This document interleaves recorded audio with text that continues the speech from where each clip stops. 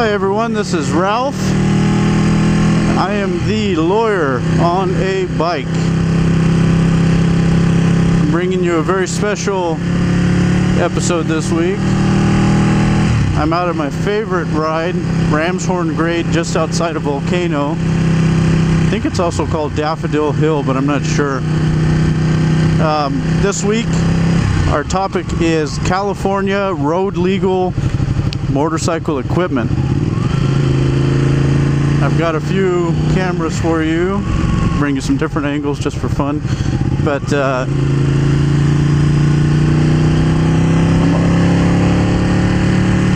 I'm on my Ducati again because we're gonna tear up some hills here. So let's start with the rider. What's required on a rider in California? First, and obviously, is the helmet. There's a lot of people out today. I didn't know so many people knew about this spot. Anyway, first and foremost is the helmet. And there's a lot of requirements that go into a helmet, and they sort of blend the California Vehicle Code and federal safety regulations for vehicles.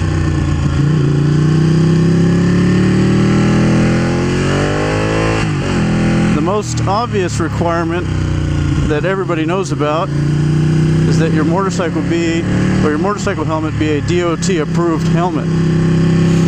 I have no idea what goes into making a DOT approved helmet. I think there's a series of stress tests that a helmet has to pass and whatnot before it gets the DOT sticker on the back. Just make sure your helmet has that DOT sticker on it and you should be okay. What else? Inside the helmet you need to have the manufacturer's name, the helmet model number, and importantly, when the helmet was made.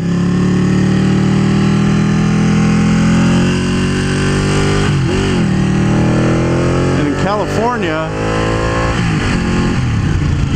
California, you don't need eye protection. That's not required under the law. So if you wear a bucket style helmet, you don't actually have to wear goggles or sunglasses, although you should anyway.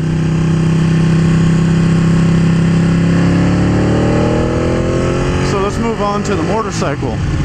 You know, a lot of us like to make modifications to our motorcycle, and a lot of the modifications, surprisingly, are not road legal in California, which shocks me because you can buy a lot of the mods straight from the manufacturer. But if you read the fine print on them, they say not intended for road use. So basically you're supposed to be off-roading with it. And let's start in the back of the motorcycle. Fenders. It's a big problem for us street bike guys.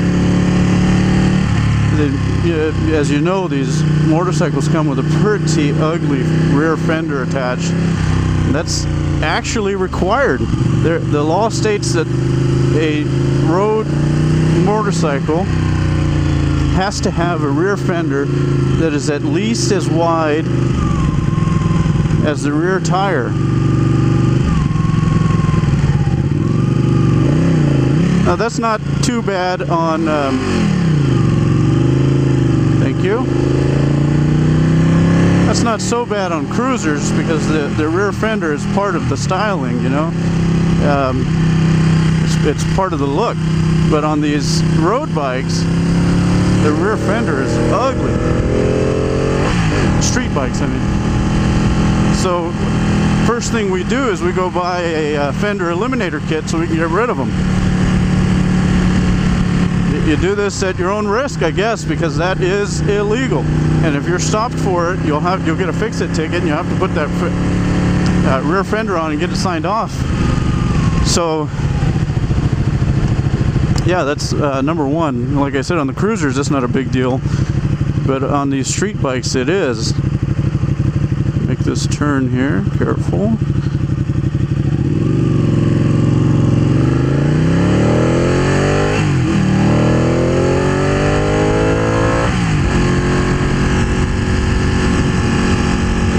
turn signals in the rear are also regulated. There's very specific requirements that the turn signals have to meet. I was stopped once by a CHP officer. I was on a Suzuki GSX-R 600 that had a fender eliminator, and it had integrated turn signals, and the officer told me that the turn signals have to be 6 inches from the rear tail light to be legal. Very wrong. There is a requirement, but that was just wrong. In the vehicle code, it states that your rear turn signals have to be 9 inches apart, or as far apart as practically possible. So keep that in mind when you're modifying your rear turn signals. A lot of the fender eliminator kits that are sold have mounts for your stock rear turn signals to go on, and a lot of the times those will meet California regulations, so you should be okay with those. Now the license plate, the rear license plate has to be perpendicular to the riding surface or the road. That means it has to be straight up and down at a 90-degree angle with the road, like this. A lot of those fender eliminator kits sell you an angled license plate bracket. That's technically illegal. Your license plate has to be visible, clearly visible, and it's not when it's at an angle like that. Also, you need a license plate light that will allow people to clearly see your license plate at night. Again, the fender eliminator kits usually come with like a small LED light, which is really bright and works really well, so you should be okay. Let's move to the exhaust. That's another big modification that most motorcyclists will do to their motorcycle. Just, let's face it, stock exhausts just aren't that nice, especially not in California. My Ducati here, the exhaust is all stock. I didn't change anything. I love the way Ducati sound. The V-twin throaty sound is nice, but on Japanese bikes, like I had a Ninja 600, without an exhaust, it sounds like a big lawnmower. So let's talk about that a little bit. There's a lot of decibel requirements. Your motorcycle can't be over a certain decibel from 50 feet away. Now that's important because the sound isn't measured when you're standing next to the motorcycle. It's measured from 50 feet away. Motorcycles are also required to have a muffler to control the sound. You can't take the muffler out. You can't, drill holes in it or anything like that. So you have to have a muffler. Most manufacturers, exhaust manufacturers, make California legal exhausts. They won't even ship exhausts into the state that are not California legal. So check with your manufacturer before you buy it. Make sure it's California legal. Moving on to the front of the bike, there's a few basic requirements. Obviously, you need your headlamps. You need the forward-facing headlamps, 1 or 2 of them, it says in the vehicle code, and you have to have a working high beam. One of the requirements to the high beam that I didn't know about before doing this research is that it has to have a light facing the driver or rider indicating that the high beam is on. And I'll demonstrate it here. See that blue light that turned on there? That's the high beam light. That has to be working. That makes sense. You want to know when your high beam's on. You don't want to blind people coming in the opposite direction. That could be very bad. The front-facing turn signals, you have to have 2 of them. One for the right and one for the left. And they have to be facing forward, parallel with the riding surface or the road, so it's the same angle as the road. And that's interesting. They also have to be, I think it's 16 inches apart, or as far apart as practically possible. The same way the rear turn signals, they just have to be further apart. The Ducati has them mounted on the rearview mirrors there, So that's definitely legal. That's over 16 inches apart. And they have to be between 15 and 60 inches off of the ground. Same goes for the rear turn signals, the rear tail light, and the front headlamps. So if you're modifying any of those, you have to measure those out and make sure you're legal. Now, the CHP publication I found, I'm going to put a link to that. It's got a lot of helpful information. And one thing it states is that motorcyclists are subject to random safety inspections on the road. And I couldn't find a corresponding vehicle code. If you know it, please let me know. But that being said, it's not a bad idea to just let cops just look at your bike. You know, you don't want to make a small situation big just by refusing to let them look at it. Now, that being said, I would recommend only allowing them to do a visual inspection. Don't let them remove stuff. Don't let them start taking fairings off and whatnot. Only let them inspect what can be seen.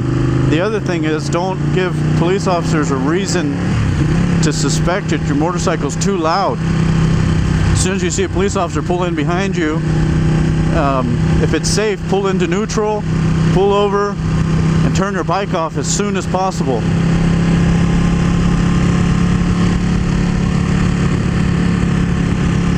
As far as the inspection goes, I don't think they can require you to turn your bike on while they're inspecting it. If they ask you to, I mean, that's up to you. If you want to say no, I would be comfortable saying no myself. But that's also because I know my exhaust is California legal.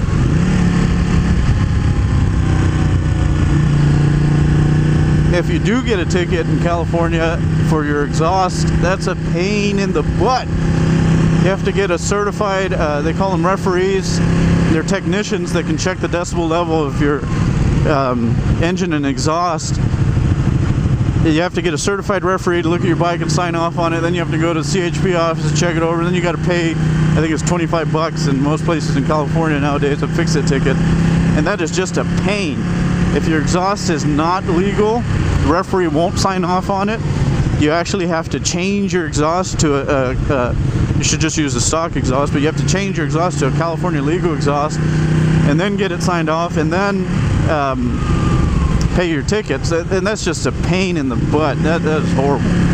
Most fix-it tickets are easy. You know, the lights, you can buy lights for most motorcycles that are legal. They're pretty cheap. And it's just a matter of splicing them in. That's pretty quick. But the exhaust tickets are just a pain. I forgot to mention the rear tail light. You should have one. You better have one. If you're riding without one, get your bike off the road, because that is just not safe. And it's also pretty stupid. But aside from being a rear tail light, it has to emit the red light that can be seen 300 feet behind you when you're braking. Kind of hard to test. Most taillights are pretty easy to tell. But anyway, that's that. Now, reflectors. I forgot to mention reflectors.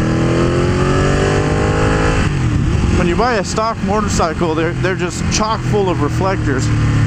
This is an interesting area of the law because the way the law is written, for the front reflectors, it says a motorcycle may have reflectors equipped. And if you do have reflectors equipped, then there's some certain requirements. But I interpret the may to mean that you don't have to have the front reflectors. I think they could be amber, you know, that orangey color, or white in the front. The other big reflector that's on most motorcycles is the rear deflector that's in red. Now this is interesting. The way I read the law was, if your rear tail lamp doubles as a reflector, you should be okay. And as far as I could tell, most rear tail lamps during the day or at night do reflect headlights pretty well. So you should be okay without your rear red deflector, as long as your tail lamp deflects light pretty good. The key is visibility. It's not safe for motorcycles out there and you got to be visible. So when you're making your modifications, keep visibility in mind. You know, I think if you make some modifications with the intent of being more visible, it's hard to say whether or not you'll get in trouble, because technically if they're not within the law, they're illegal and you will get in trouble. But in my opinion, if you get pulled over by an officer and you've got some rear light modifications, as long as they're not obnoxious but with the intention of being more visible, you probably won't get a ticket. Color of the lights is pretty important. You don't want any rear-facing light that's not red or amber in the case of turn signals. You know, it'd be a bad idea to have a big bright LED pointing backwards, that sort of thing. And you can't have blue lights pointed forward. Actually, I think you can't have red lights pointed forward either, because the police and emergency vehicles have those colors. You don't want to confuse other drivers. So keep that in mind if you're making any modifications there.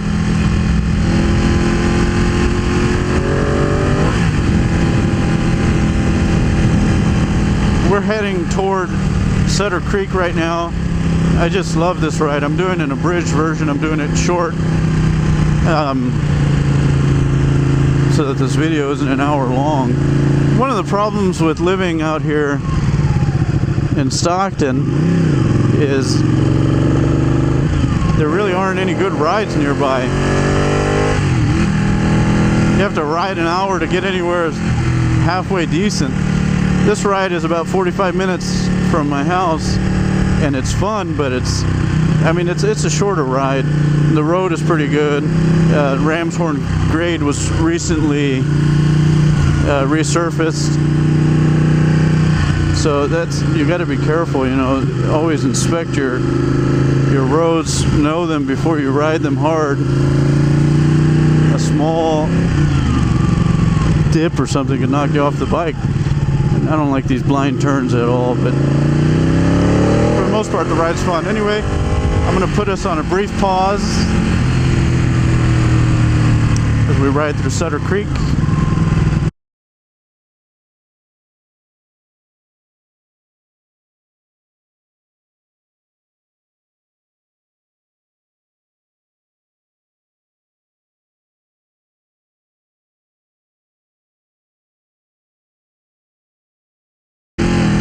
So here we are coming up to the beautiful town of Sutter Creek. I love these little towns, but on the weekend they get really, really packed.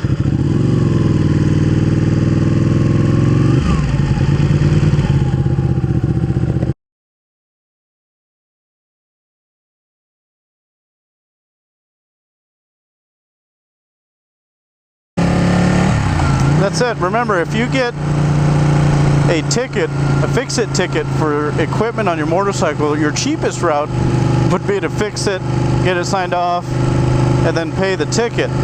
If you want to contest it, or you really think your equipment is California legal, call me.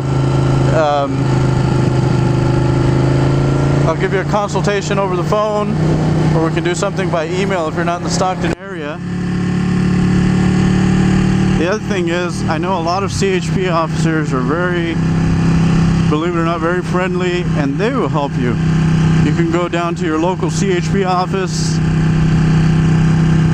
have them re-inspect your vehicle, and a lot of them really know the law offhand. That guy had a dog on his bike. That was cool. A lot of them really know the law. They have it memorized, and they're very, very well versed in it, and they can probably tell you on the spot whether or not your vehicle is actually illegal.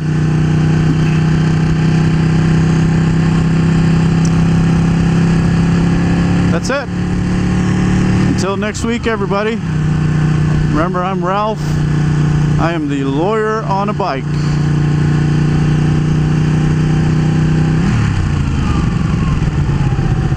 I guess I should throw my disclaimer up there. Nothing I have said should be taken as legal advice. It's all for informational purposes only. by watching this video. I don't want anybody out there to think that an attorney-client relationship has been established. I'm licensed to practice in California only. The tips and advice I'm giving on here is only as it relates to California. But that being said, California is one of the strictest states when it comes to safety regulations and enforcement. So